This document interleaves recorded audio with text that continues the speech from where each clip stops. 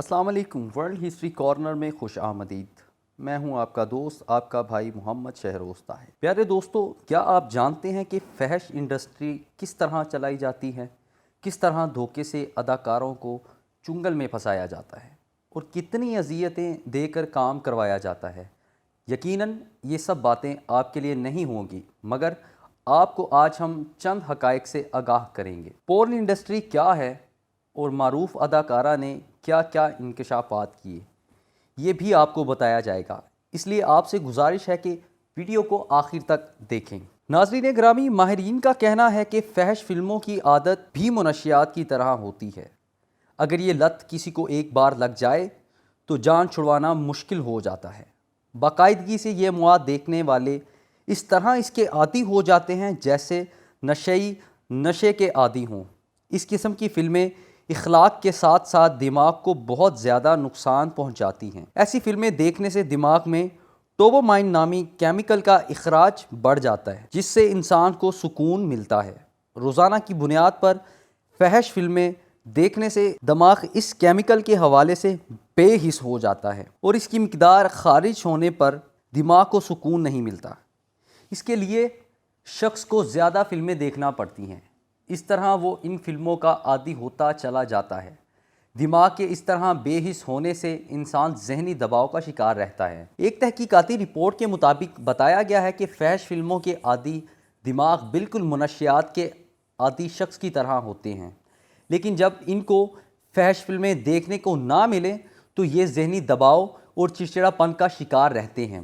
ایک سوال یہ بھی ہے کہ ان فلموں میں دکھائے جانے والے سین کیا حقیقت پر مبنی ہوتے ہیں اور فحش فلم انڈسٹری کیسے کام کرتی ہے؟ دوستو، اس حوالے سے ہم فحش فلموں کی مشہور اداکارہ میاں خلیفہ کے ایک انٹرویو کے بارے میں بتاتے ہیں تاکہ آپ کو مکمل حقائق پتہ ہونے چاہیے۔ فحش فلموں کی سابق لبنانی نژاد امریکی اداکارہ میاں خلیفہ نے 21 سال کی عمر میں ایک ویب سائٹ پورن ہب میں قدم رکھا، لیکن 3 ماہ بعد ہی وہ اس کام سے غائب ہو گئیں۔ ان 3 مہینوں میں اس نے صرف 12 ویڈیوز بنوائیں۔ اس کے مطابق میاں خلیفہ فحش ویب سائٹ میں سرچ کرنے والی مقبول ترین اداکاراؤں میں سے ایک ہیں، جیسے سب سے زیادہ سرچ کیا جاتا ہے۔ گزشتہ دنوں انٹرویو میں اعتراف کیا کہ فحش انڈسٹری میں جانا ان کی سب سے بڑی غلطی تھی اور اب ان سے دنیا بھر کی لڑکیوں کو اس حوالے سے تنبیہ کی جاتی ہے کہ وہ کبھی بھی اس انڈسٹری کو جوائن نہ کریں۔ انٹرویو کے دوران میاں خلیفہ نے کہا کہ فحش فلم انڈسٹری میں میرا مختصر سا کیریئر بھی میرے لیے زندگی کے سب سے بڑا پچھتاوا بن گیا ہے۔ میں چاہ کر بھی اس داغ کو نہیں دھو سکتا جو میری ہی ایک غلطی کی وجہ سے مجھ پر لگ گیا۔ میں نے 3 ماہ کے کیریئر میں صرف 12 فلمیں کی جو زندگی بھر میرا تعاقب کرتی رہیں گی۔ میں لڑکیوں سے التجا کرتی ہوں کہ وہ کبھی بھی فحش انڈسٹری میں جانے کی غلطی نہ کریں، کیونکہ یہ لوگ قانونی معاہدوں کی آڑ میں لڑکیوں کی جنسی، ذہنی اور مالی استحصال کرتے ہیں۔ فحش فلموں کی ویب سائٹس کے ساتھ معاہدہ کرنے کے بعد لڑکیوں کی حیثیت ایک غلام بن کر رہ جاتی۔ میاں خلیفہ نے مزید کہا کہ میں نے انڈسٹری سے چند $1000 کمائے، لیکن میری یہ غلطی جتنا ذہنی دباؤ، جذباتی نقصان پہنچا چکی ہے، اس کا ازالہ ناممکن ہے۔ مجھے اس انڈسٹری سے کنارہ کیے 6 سال گزر گئے۔ ان 6 سالوں میں میں نے اپنی فحش فلموں کی اداکارہ کی تشخیص کو ختم کرنے کے لیے لاکھ جتن کر لیے، لیکن میری یہ شناخت کسی آسیب کی طرح میرا پیچھا نہیں چھوڑتی۔ اور گزشتہ انٹرویو میں یہ بھی دعویٰ کر چکی ہیں کہ انہوں نے صرف $12000 کمائے اور انڈسٹری چھوڑنے کے بعد اسے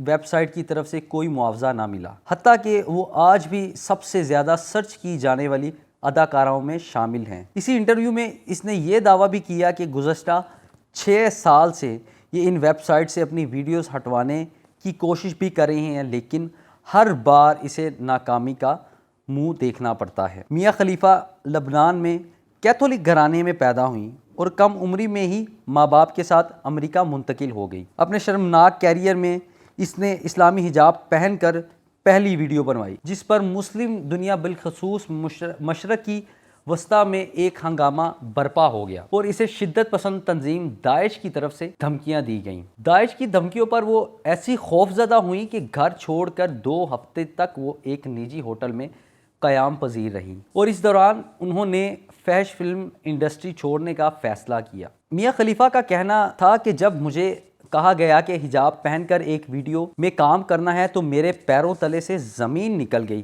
میں نے بے ساختہ ان لوگوں سے کہا تم لوگ مجھے قتل کروانا چاہتے ہو، تو انہوں نے کہا کہ مجھے یہ کرنا ہی ہوگا۔ ان کے ساتھ ہونے والے معاہدے سے میں بہت مجبور تھی اور اس کے بعد میرے ساتھ جو ہوا وہ زندگی کا ایک کربناک باب ہے۔ ناظرین گرامی، کسی نے سچ کہا ہے کہ برے کام کا انجام بھی برا ہوتا ہے۔ میاں خلیفہ نے معاش کے راستے کو غلط چنا تو اس کے ساتھ برا ہوا۔ یہاں آپ کو ایک افسوسناک خبر یہ بھی دیتے چلیں کہ گوگل کی تازہ ترین رپورٹ کے مطابق پاکستان ایک بار پھر انٹرنیٹ پر سب سے زیادہ فحشناک مواد دیکھنے والا ملک بن گیا ہے۔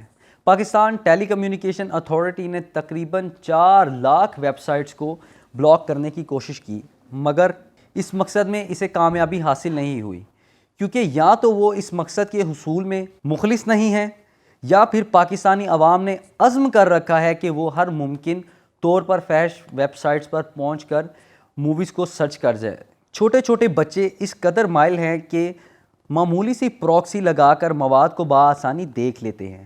پاکستان ٹیلی کمیونیکیشن کو 4 لاکھ ویب سائٹس بند کرنے سے پہلے چند ہزار پراکسی ویب سائٹس کو بند کرنا چاہیے تھا۔ پوری دنیا میں فحش مواد دیکھنے میں جو 10 ممالک سر فہرست ہیں ان میں سے پہلے 6 ممالک اسلامی ہیں۔ مصر، پاکستان، ایران، مراکش، سعودی عرب اور ترکی کا نام سر فہرست ہے، جہاں بڑے پیمانے پر انٹرنیٹ پر فحش مواد کو دیکھا جاتا ہے۔ جدید تحقیق کے مطابق فحش مواد دیکھنے سے انسانی دماغ پوری طرح متاثر ہوتا ہے، قوت حافظہ کمزور ہو جاتی ہے اور انسان میں احساس محرومی جنم لینے لگتی ہے اور زندگی میں آگے بڑھنے کا جذبہ ماند پڑنے لگتا ہے۔ مزید یہ کہ فحش مواد دیکھنے سے چہرے کی تازگی اور خوبصورتی بری طرح سے متاثر ہوتی ہے، لہٰذا نئی نسل کو بری طرح سے بچانے کے لیے فحش مواد کو دیکھنے کا خاتمہ بہت ضروری ہے۔ عادی فحش بینوں کی تعداد شادی سے باغی ہو جاتی ہے۔ کم عمری میں لوگ ذہنی کے ساتھ ساتھ جسمانی کمزوری کا بھی شکار ہو جاتے ہیں۔ زیادہ تر لوگ چھپ کر مواد دیکھتے ہیں، ایسے لوگ نہیں چاہتے کہ اس بارے میں ان کا پتہ چلے۔ اس وجہ سے لوگ احساس تنہائی، احساس شرمندگی اور ڈپریشن کا شکار رہتے ہیں۔ لہٰذا ہمارے دیکھنے اور سننے والوں سے گزارش ہے خدارا اس لت سے بچیں، اور والدین سے بھی گزارش ہے اپنے بچوں پر کڑی نظر رکھیں تاکہ اس ناسور سے چھٹکارا پایا جا سکے۔ تو یہ تھی آج کی ویڈیو۔ امید کرتے ہیں آپ کو یہ ویڈیو پسند آئے ہوگی۔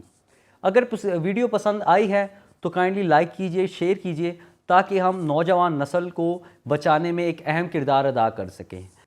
اپنے میزبان کو اجازت دیجئے، اپنا خیال رکھیے۔ اللہ حافظ۔